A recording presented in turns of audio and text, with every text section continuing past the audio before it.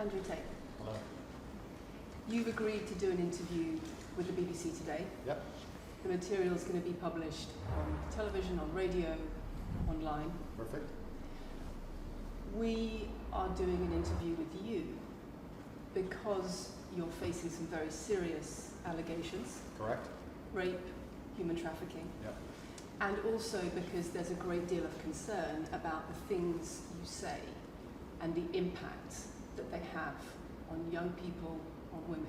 I don't think the concern's about the things I say. I think the concern is for the level of influence I have and the reach I have.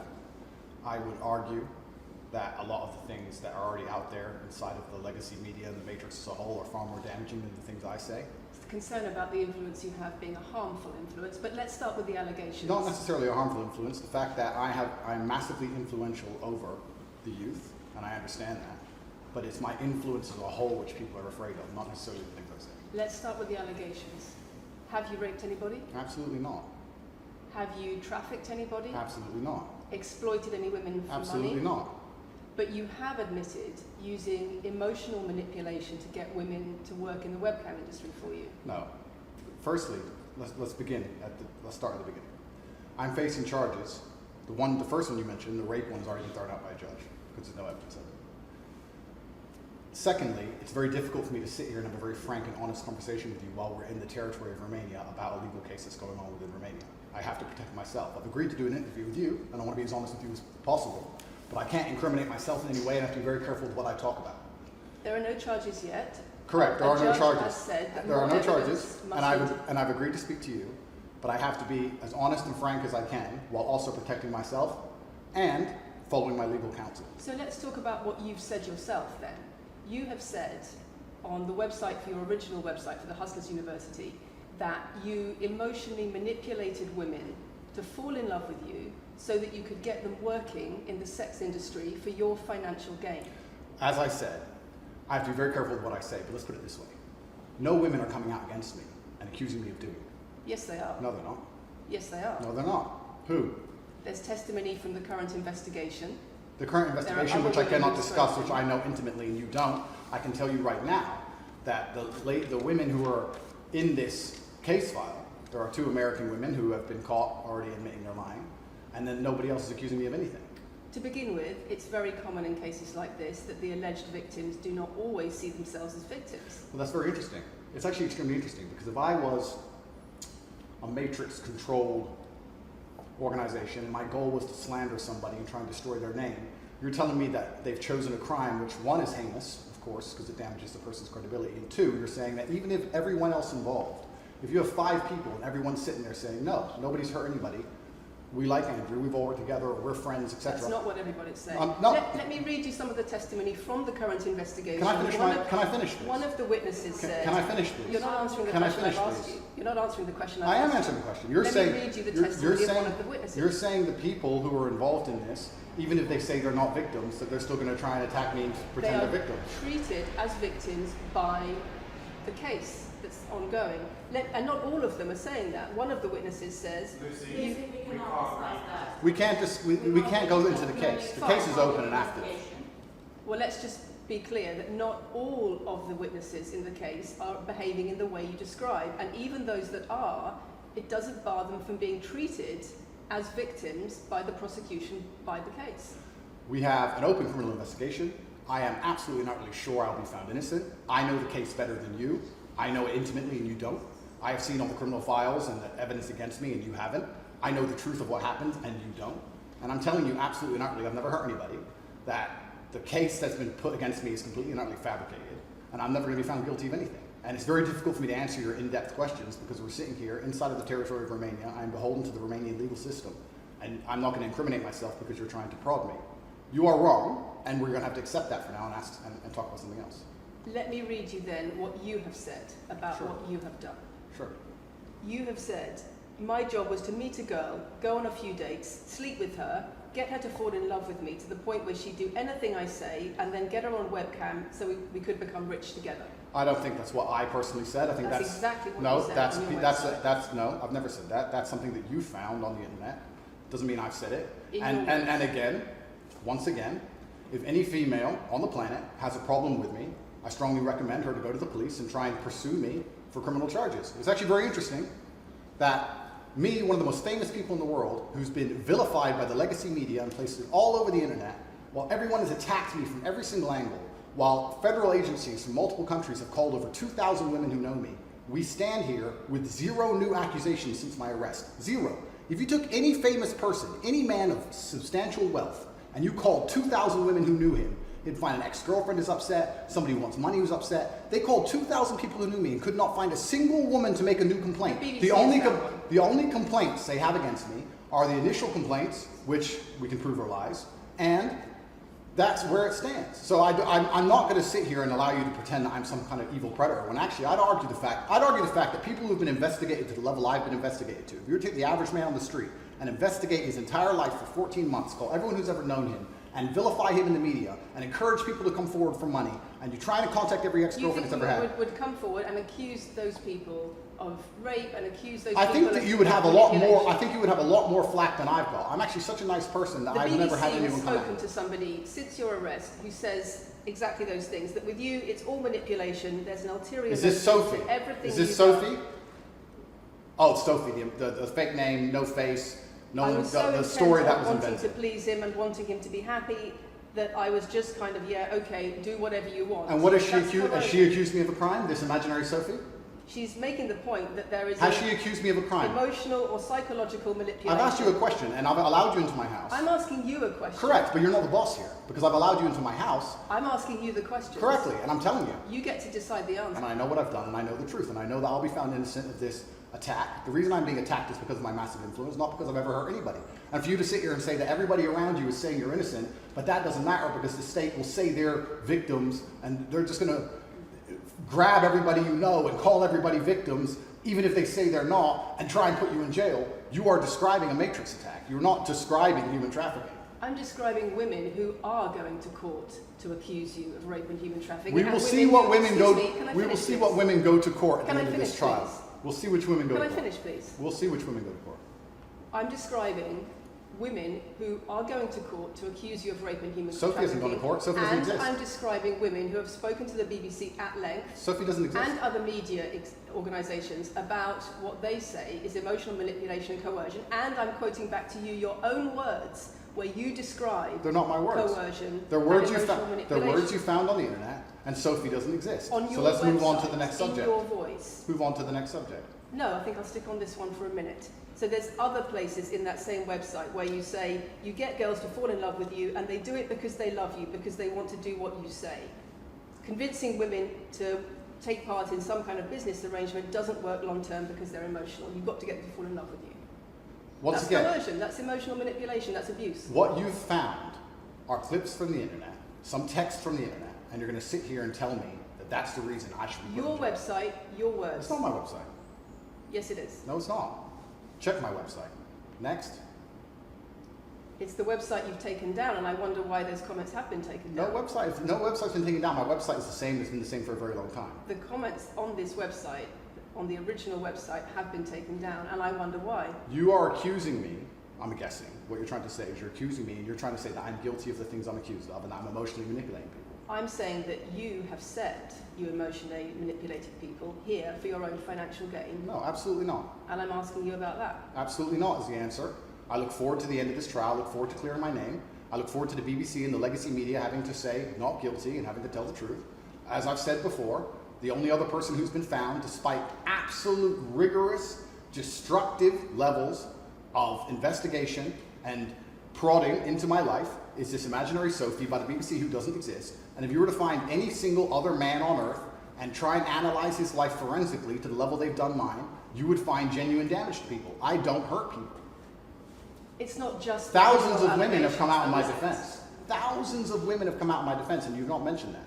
Thousands of women come out in my defense. Because the problem is when women accuse you of serious crimes. Okay, and emotional manipulation. But let's agree that thousands of women... let's agree that it's not the problem that some people say you haven't done it. It's a problem that some people say you have. Thousands of women come out in my defense, and as we stand right now, we have an open criminal investigation. The people who are involved in the criminal investigation are saying that we're not victims of anything. Andrew's fine, he's never hurt us. You're saying, no, I have the opposite to that. I have to counter that. I have someone called Sophie with no face, a fake name, who we've invented, and she's not accusing you of anything criminal. So I don't see the whole point you're trying to make here. You say you manipulate women, they say you manipulate women. Why wouldn't people think you do? I'm not here. Do you think I'm manipulating you? I'm asking you about the testimony you've given on your website and the testimony women have given You've about printed it. something off that you found on Reddit, and you're going to sit here and say that that makes me a bad person. And I'm saying that you should know better as a journalist and do some proper journalism. Let's investigate the fact that thousands... I think you should answer my questions properly. I already have, and we should move on. She's just trying to start an argument. It's not only about the criminal allegations. It's a much bigger issue. You've got children's organisations in the UK, you've got rape organisations in the UK, you've got the police naming you by name as someone who has a harmful influence on children and on women in the UK and elsewhere because of the things you say, because of the way you present gender relations, the way you say men should treat women. That's very upsetting. And the reason that's very upsetting is because I know that's not true. I'm genuinely a good person. I believe my impact on the world is positive. In fact, if you were to read the comment section of nearly any video I post, especially by the legacy media, 95% of the population agree with me. Most people know that the things I say are positive. Legacy media as a whole has lost all its credibility in the last 3 to 4 years. Nobody believes it. And it's a shame, it's a massive shame that the BBC come here and try and push and purport this idea that I'm a dangerous person. I'm anti-drugs. I've never pushed drugs or any, I'm anti-drugs, I'm anti-violence. The UK is facing a knife crime epidemic, and they're going to sit here and say that I'm the most dangerous man in the UK. You have said you're the most dangerous man in the world. I've said I'm the most dangerous man in the world. You've also said that a woman's intimate parts belong to her male partner. I'm glad you find that funny. I find it funny that you're sitting here saying that I've said I'm the most dangerous man in the world, and you believe that's... When did I say that? I'm asking if you believe it. No, you said you're the most dangerous man in the world. Is that some kind of proof that I'm dangerous? Am I Dr. Evil now? I'm telling you that it's very upsetting that you're going to sit here and that certain organizations in the world are going to try and pretend that I'm the biggest force of evil on earth when I'm genuinely a force for good. You have said. I'm genuinely a force for Not good. what I've said. And the reason they're doing this is because of the massive influence I have over the youth, and they don't like that I'm telling the youth to think outside of the matrix and ignore things like the BBC, which come here with loaded questions and false narratives and try and paint innocent people as guilty. You've said women's intimate parts belong to their male partner. I said that if a woman marries a man, she takes his last name and traditionally the man gives her away. I've been pushing traditional religious beliefs, because I'm a religious man, and traditional beliefs in regards to marriage, which everybody accepted 10 to 15 years ago. So that's not a crazy conspiracy theory. If you're going to sit here and say that me believing a woman should take a man's last name in marriage makes me the most dangerous man in the world, then you're just going to lose even more credibility than the BBC's already lost in the last 4 to 5 years. If that's your point, if that's your narrative you want to push, say that good luck. Men should be able to sleep with a lot of women outside marriage. That doesn't sound very religious or very conservative. That's not what I said they should be able to. I said a lot of high-value men, a lot of rich men do it. And then we discussed at length on podcasts why rich men do it. And we also discussed why women decide to be unfaithful. It's not a gendered argument. We discussed unfaithfulness as a whole. What are the reasons and motivations for men, and what are the reasons and motivations for women? Because you have no time to actually, watch my content, because you have no time to actually watch my content at length and understand what I'm saying, you just come here with a small snippet which has been provided to you on a piece of paper. 3 times doesn't make it true. No, completely. You don't have a clue what I say or what I talk about. You never watch my content. You have small pieces of paper, small clips on a piece of paper, and you're trying to pretend I've said evil things. And then you're going to say I'm the most dangerous man in the world, which is truly laughable. You said that, not me. Okay. Do you believe I'm the most dangerous man in the world, Lucy? I'm not answering your questions. Well then we need to change the dynamic of this interview because, and I'll make this clear, I allowed you into my home. I'm doing you a favor, giving you the first interview I'm giving to the public. You don't come here with a position of authority. You're not the police. I don't respect the BBC. I don't know you. You do not come here with a position of authority over me. We are equals. We are people. We're citizens of the world, and we sit here as equals. And I see you as my equal, and if you ask me questions, I can ask you questions back. For you to come here and sit down and pretend you're the Gestapo, and that you don't have to answer my questions, is disingenuous because I don't owe you anything. Asking questions and you answer. But I don't owe, no. However you want. This is a conversation, and I don't owe you any degree of authority over me. So let's make that clear. And that doesn't matter if you're a man or a woman or from the BBC or the CNN. I'm here to answer your questions and be honest with you and do you a favor. Great. And I'm doing you a favor. But you come here with loaded questions. You're trying to paint a narrative of me which is negative. I'm asking you about things you've said that people are concerned about. And that's fine. But you're not going to sit here and say you don't answer my questions because you're not above me. This is also not supposed to be a third degree. It's supposed to be a conversation. Absolutely. Well, it would help if you answered the question. I've answered every question so far. Let me ask another question. Sure. You have said that a woman's intimate parts belong to her male partner, and if she goes on OnlyFans, he is entitled to a cut of her income. You are extremely, it's actually very confusing to me why you're going to sit here, take long format podcasts I've done, which are 3 or 4 hours long, in context where I've sat with OnlyFans girls, 10 or 15 OnlyFans girls, where we've been joking back and forth, ignore every comment and satirical comment and sarcastic comment that the females have made, and then come along and say, you said this, and you're the most evil man in the world. I don't know if you understand what sarcasm is. I don't know if you understand what sarcasm is. I don't know if you understand what context is. I don't know if you understand what satirical comments are. So you're saying it was sarcastic? I'm saying it was a very interesting talk show. And for you to sit here and say that that is my true core beliefs and that makes me a bad person is disingenuous. Is it? Of course not. Was it sarcasm? Absolutely. You should watch the show. You were being sarcastic when you said, let me just clarify. You should watch the show. Let me clarify for the audience. You were being sarcastic when you said a woman's intimate parts belong to her male partner. No. You didn't believe that. No, it's not that. It's that you haven't watched the show at length, and you should have, because the woman was saying, my man's car belongs to me because he's my man. And she was on OnlyFans. And then 20 minutes later, when she said she was on OnlyFans, I said, well, you're selling your body, that belongs to him because he's your man. And she laughed. She laughed and she said, ha ha, yeah, that's probably true. If you watch the show, it will make sense. For you to come here with doing no research at all and then say, I don't understand what I'm talking about, but I've got this piece of paper with a few things printed off, that's why you're saying the silly things you're saying. You should watch the show, do some research. Do you believe it? You already answered I've already answered the question. Not really. Of course I have. Can we move on? I've answered the question. Do you believe that a woman's intimate parts belong to her male partner? Of course not. I've just answered the question. You just answered that. You said exactly that. We've done that 3 times. And does this woman believe that her man's car belongs to her? It's not a gendered argument. I really think that it's genuinely sad that when the BBC has a chance to finally interview me at the end of all this Matrix attack, that they don't come here with any kind of genuine openness to try and understand my influence over the world or the things I push or what I'm trying to teach the world or why I'm a good influence on the world, because I am a massively good influence. Instead, they come here with pieces of paper with printed out excerpts from 5-year-old podcasts, taken out of context, to attempt the same Matrix attack on me, which has been attempted endlessly. Every single person in Legacy Media has already tried this, and it doesn't work. I really encourage you to read the comment section on YouTube when this goes on YouTube, and you will see that nobody believes a word you're saying. The This is reason garbage. we're asking you about these comments is because we've got the chief executive of Rape Crisis naming you individually as spreading a dangerous ideology of misogynistic rape culture. Absolute It's the comments you make that are leading people to say things like absolute this. garbage. National organisations who are saying that are blaming you for increasing levels of misogyny. Schools that are saying they are having increased incidents of girls being attacked, of female teachers being harassed. If that was by true, pupils, because of you and your teaching. well, influence. that's absolute garbage. I have never, ever encouraged a student to attack a teacher, male or female, ever. I preach hard work, discipline. I'm an athlete.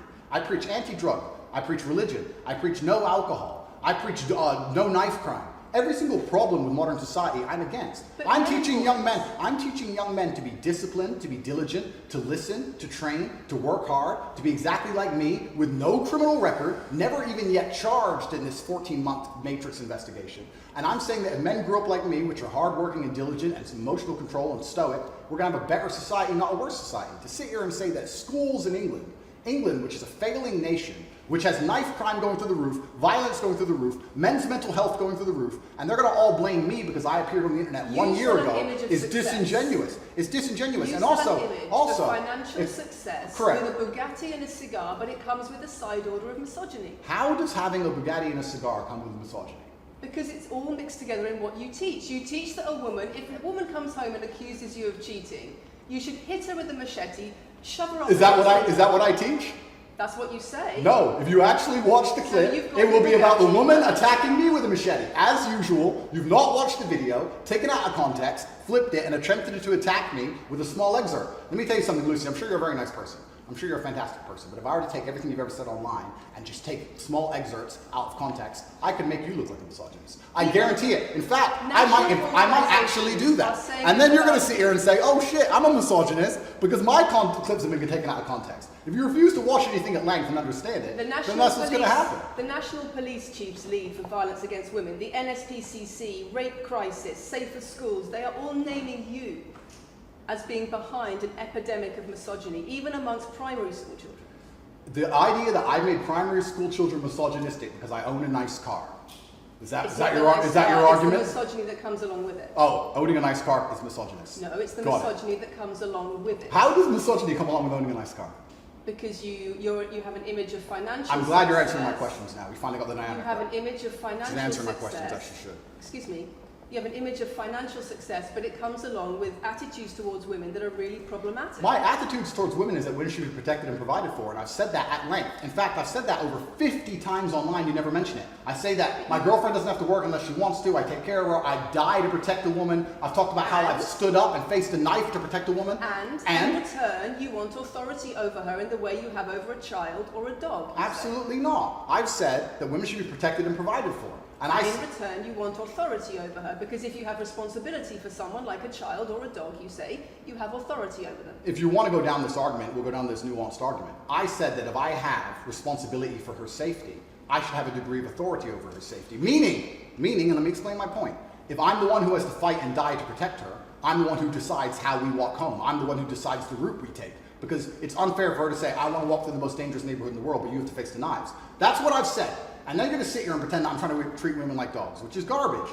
Every single man in the world who loves his woman understands that he has to protect her. And every single woman in the world likes the idea of a man who would protect her. If you were to say to most women home right now, do you want your husband to protect you in a violent attack? They'd say, yeah, of course. Nothing I've said is misogynistic. If you said to most women, would you want to lose authority in the relationship, to not be treated as a free and legal equal? I didn't say that. I said I need to have authority over the route we walk home. When you compare women and the authority over women that you believe you should have to having authority over a child or a dog, it's not the same, because a woman is a free, legal adult. Correct. You're equal. Free, legal adult, my equal. But if I had a girlfriend and we were walking home late at night, and I said, let's not walk down that area, it's a bad area, I have to protect you if anything happens, I want to take the long way. And she said, no, I have to walk this way, even though it's the most dangerous route, I must. Then what? Then I would say, you're welcome to, you could do it, you're a free and legal equal, but I'm not going to walk with you and protect you. I think that I should be able to decide the route, because I have an obligation. And my obligation as a man is to protect and provide for females. Everything I'm talking about is traditional gender roles, which 10 years ago, less than 10 years ago, we good? Yes. Tell me when. Do you want to clap again? Yes, no, we didn't stop, no? I can do the clap. Now we good? No, Thank you. If a man broke into your house, wouldn't you want your husband to protect you? There's a difference between conservative values and emotional control, coercive control. We're talking about protection now, and I'm saying if someone broke into your house, would you want your husband to protect you? It's not about conservative values or protection, it's what you're demanding in return for that. Well, I'll give you this. I don't know who your husband is. I don't know if he would stand up to protect you or die for you, but I'll give you this. If someone broke into this house right now and was a homicidal maniac, I would expect me and the other men in this room to stand up and face them, while you and the other women in this room could protect yourselves. I would actually believe the men should go and engage the attacker. I believe that. And even though I don't know you, and you've come into my house with a hostile agenda, and you've come here to try and make me look bad, I would still stand up to protect you. I would still stand up to protect you, because I believe that's my role as a man. I am asking you about things that you have said that have caused major national organizations, including the police, to worry about you by name. That's what I'm asking you about. It's not what I say. It's not about whether you protect your partner or not. It's about what you have said that has caused such concern in the UK. And I want to put it to you that you don't really care about the harm it causes. That's not true. Because that's not true. Making controversial statements like this online has made you a lot of money. Okay, so first thing, I genuinely am a force for good in the world. You may not understand that yet, but you will eventually. And I genuinely believe I'm acting under the instruction of God to do good things, and I want to make the world a better place. I genuinely believe my legacy is a good legacy, and I believe that eventually, when the legacy media catches up, they're going to understand I'm a good, positive influence. I'm not interested in damaging the world for money. Because if I was interested in damaging the world for money, I could have sold drugs. Or I could make rap music and encourage everyone to stab each other like all the drill artists do. Or you could make controversial statements online that attract a lot of followers who you then direct to your website where they pay to learn how to be like you. I mean, I could make jokes online. Who doesn't? I mean, I could make a joke online. Are you saying that all the controversial things you've said are jokes? No, I'm saying that these organizations and the BBC who are going to sit here and pretend that I am the face of damaging the youth is absolutely garbage. It's completely disingenuous. And the reason. I'm sorry, we have agreed to do an interview where you are going to ask questions that are going to give us the opportunity to clarify some things. These are very loaded questions. Sorry. And so far, I'm sorry, I have arranged this and I'm talking right now. So, these are very loaded questions, and this is not what we discussed, and this is not the conversation that we agreed to. We were very clear that the questions You're sitting there and just accusing, we're not here to face new allegations. This has all been discussed, answers have been provided, so if we could please move on from this side of the interview, I would appreciate it. I would like to hear what Andrew's got to say about the fact that when you make controversial statements, it attracts people to follow you, and then you direct them to your website where they pay you a monthly fee to learn how to be like you. And so the more controversial statements you make, the more money you get. The fact that that's the path you've outlined to one, my online university, and two, my presence on the internet, the fact that you believe that's the path just shows you've done absolutely zero research. Genuinely zero research. Okay, so how many of the people who sign up for Hustlers University come to you through your social media? Genuinely zero research. How many of the people who sign up for Hustlers University come to you through your social media where you direct them to the website? And Lucy, I encourage you to go out there, do some genuine research, watch my Did you videos, answer my of question? course, watch my videos at length, and truly understand what I'm doing. How many of the people who sign up for Hustlers University at $49.99 a month come to you because they see your social media comments? There's an online school called Hustlers University, which I don't own. I influence for, along with many other influencers, and they sign up for your website, which I don't own. And once again, that's nothing to do with me. And you're going to sit here and say that I made a joke. I made a joke online 4 years ago because a woman said that she owned her man's car, and you made a joke, and that means that you, because you have a Bugatti, are the most misogynistic, dangerous man in the world. This is going down a path of absolute insanity. It's not true. None of this is true. I don't hurt people. I don't harm people. I'm genuinely a positive influence. You are renowned. I'm renowned for offensive and controversial. That's not why I'm renowned. comments I'm actually about renowned. relations. I'm actually renowned for helping young men, because we talk about there's a men's mental health crisis, and we talk about we pretend to care that men are upset. But as soon as I discuss men's issues, it's misogynistic. It doesn't have to be gendered. Just because I believe men have a point of view and men have rights and men are allowed to think and believe and act a certain way that helps them internally, that doesn't mean it's anti-female. In fact, I believe it's actually pro-female. I think when a man is true to his influence and true to his essence, and he's good within himself, he's a positive influence in the world, and he's positive for the women around him. So just why because are I so discuss many men's women- issues, people say, oh, you're anti-woman. I'm not anti-woman, I love women. Why are so many women saying that when their boyfriends start following you, They're not. they experience more control? So many. They experience How many? more abuse? How many? Enough. Enough. Enough. Well, that's the first time I've heard of it. So, in fact, One is too many. oh, of course, yeah.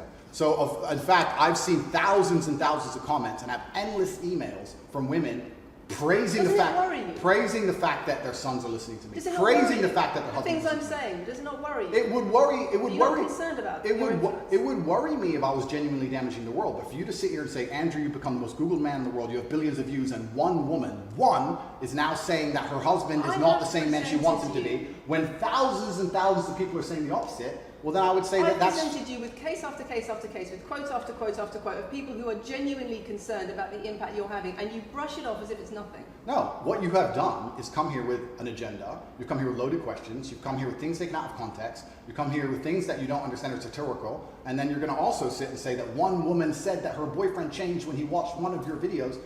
And then I don't know what you expect me to say to that. That's sarcastic and jokes. No. That's how you explain no, the comments you no. make. For you to sit down. Would you and like to apologise for any of them? for you to sit down. For you to sit down. This goes on like this, we're going to have to. It's fine. No, it's fine. It's easy. For you to sit down and say that one woman said that her boyfriend watched an Andrew Tate video and now he won't do the dishes, or whatever your argument is, and that I'm somehow the worst, most dangerous man in the world because I have a car, is just disingenuous. And I'm enjoying this interview very much because this shows the world. It's great. It shows the world the truth about the legacy media because they beg me for interviews. They beg me, you have been begging me for months, please, we need to be relevant. And then you come here with loaded questions trying to paint a picture of me, which is completely and utterly false. I am a good positive influence for the world. The things I teach men are stoicism, discipline, self-respect, hard work, obeying authority, listening to your fight coach, working hard in school, making as much money as possible in your job. If you actually watch the things I say, if you actually watch my comments about women, I've done long podcasts for hours long about females, talking about protecting for them, providing for them, how I believe women should be treated in a relationship. I've done all of this, but you don't watch any of it, and then you come here and ask me to answer questions I've answered at length thousands of times. Since you came out of custody, there seems to have been a lot about your charity work. Correct. On your social There's media. I've always done the charity work, but now I'm promoting it. There seems to be a real shift. Yeah. I wonder what's behind that. Well, I've always done the charity work. I've been doing the charity work for years. I believe that it's my legacy to leave a positive influence on the world, and I've been doing charity work for over 5 years. Post my incarceration, my unfair, unjust incarceration, may I add. Post that, I've made it more clear the charity work I'm doing. But this is, once again, very interesting. I spend $25 million a year feeding children. Men, male children, and female children. In Turkey, in Syria, in Iran, and Iraq, I literally spend $25 million a year feeding children. And I'm still the worst man in the world because 4 years ago I made a sarcastic comment? Because some people would look at that and say, okay, so before you got money from attracting people to your website by making controversial comments, but that might have got you into trouble. And so now you're looking for a new market. You're looking for a new market of followers who are attracted by a different sort of persona. I've always done the charity work, so that is obviously incorrect. And I have proof that I've always done the charity work, so you're wrong, firstly. I believe that if you have a lot of wealth, you should help people, and I'm helping people. I also think it's very, very interesting that you could not find another celebrity in the UK or anywhere else who's spending £25 million a year feeding children in war-torn countries. I'm doing that, and I've been doing that for a long time without even mentioning it. I never even said it. And now that I've said it, people are going to attack me for it and say that it's disingenuous. The person in Sudan who's eating the meal, do you think they believe it's disingenuous? No, I think they feel pretty good that Andrew Tate fed them. And to sit here and say that I'm a bad person now because I'm manipulating charity, because I'm using charity, I'm just trying to do good in the world. That's all I've ever been trying to do. When women speak out against you online, disagree with what you say, they describe being bombarded with rape threats, with death threats, trolling by your followers.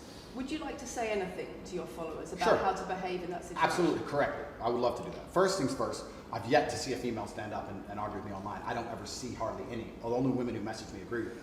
Secondly, I don't think that anybody who disagrees with me, male or female, should be trolled. I don't think they should be insulted or attacked. I think the ideas should be discussed openly and fairly and maturely. It doesn't matter if a man agrees with me or disagrees with me, or a female. I don't think my followers should come along and attack her, and if my followers are doing that, I'm upset by that. But let's make a very important clarification. That's not my followers. That's the internet. If you were to log into any video game lobby, I don't play video games, and someone were to sit there and say something stupid, they would be trolled with similar comments. That's the unfortunate reality of the internet as a whole. That's nothing to do with me. But I encourage all of my followers to engage in open discourse and be fair and honest and talk in a way which is mature. There's no need to troll anybody, male or female.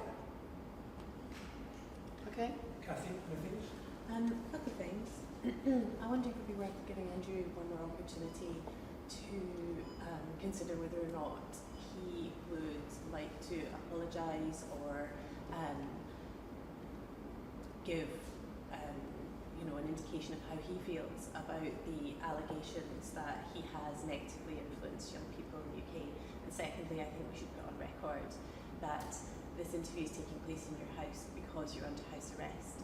If it were not for that, then we would have chosen another location. I'm sure we would have negotiated that between us. So I think that's just worth putting on record. Okay.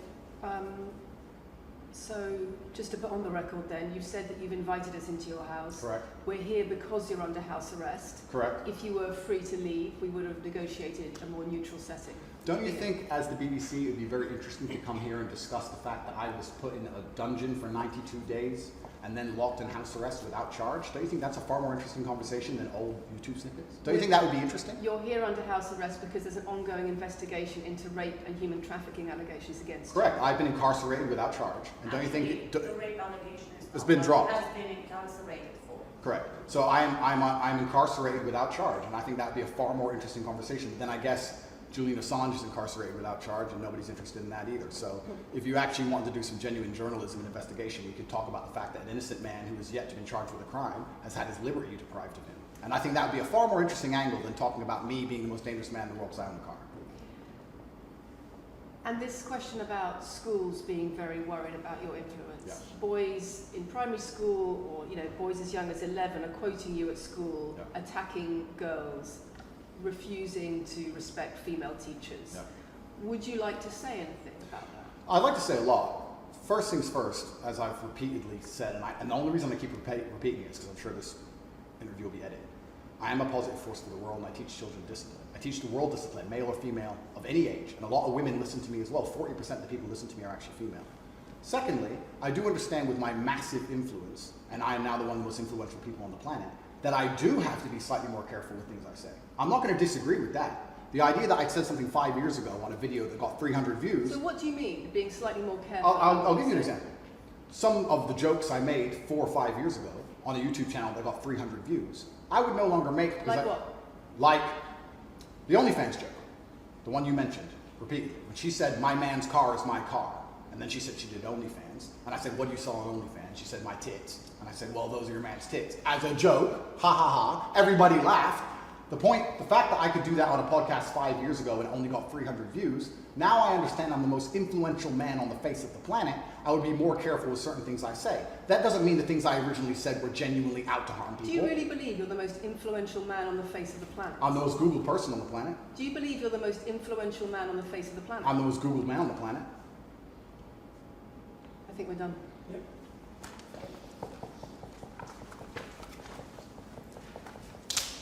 Thanks, Lucy. It was enjoyable. Nice to meet you.